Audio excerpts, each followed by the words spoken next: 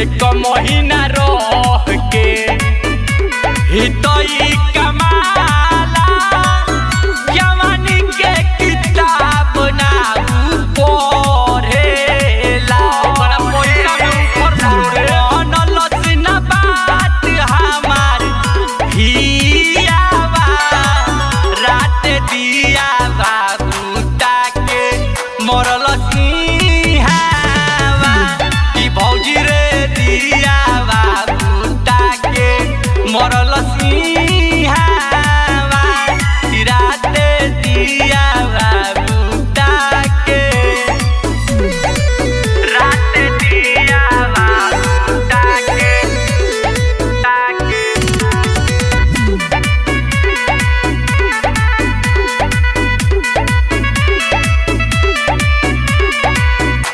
पैसा